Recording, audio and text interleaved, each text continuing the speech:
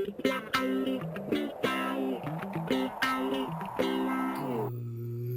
morning, Eagles. Happy Friday. Do your Friday dance. Do your Friday dance. It is time for us to start another amazing Olin Day. Every day we take a moment to honor our country with the Pledge of Allegiance. At this time, I'd like you to please stand and face the flag. Place your right hand over your heart. Ready? Begin.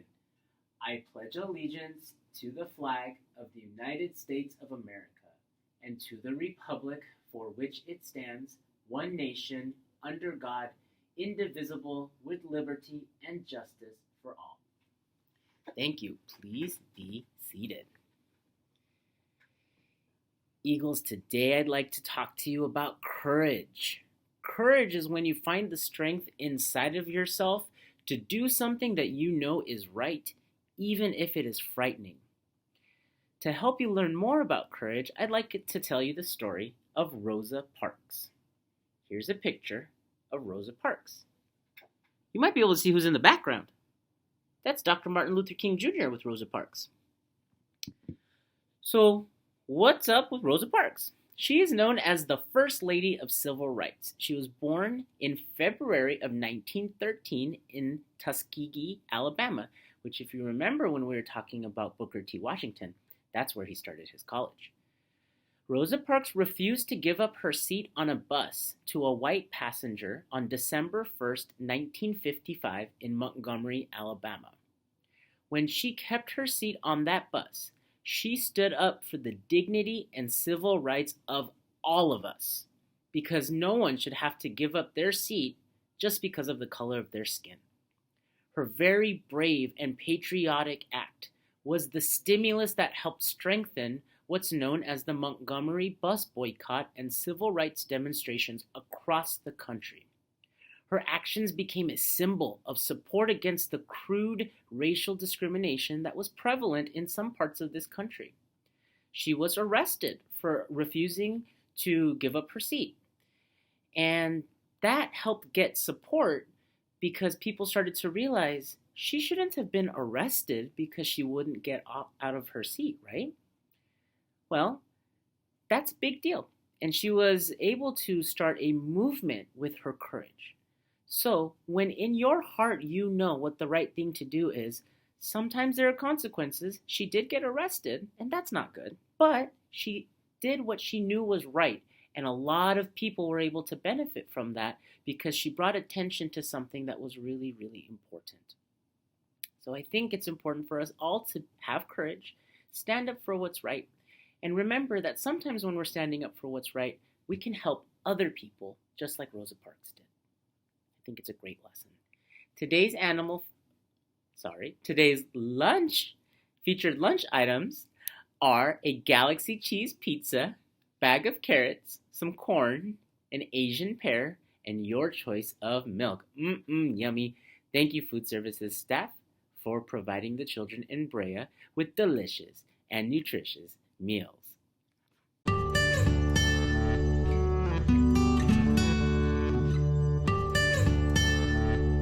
Today's animal facts are by request of Victoria in 3rd grade. Victoria requested animal facts about the humpback whale. That is a humpback whale. It's a big boy. That's a big boy.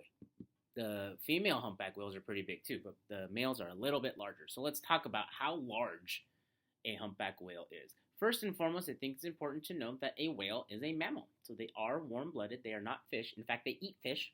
They also eat kelp and seaweed and shrimp. It's amazing that such a large mammal eats such small things. It's really difficult to understand how large these animals are. Whales are majestically large. So I'll give you some numbers, and then I think a picture will help. These whales can grow to between 50 and 60 feet in length. That's pretty big. And they can also grow up to 40 tons in weight. I want to make sure I help you understand how big that is.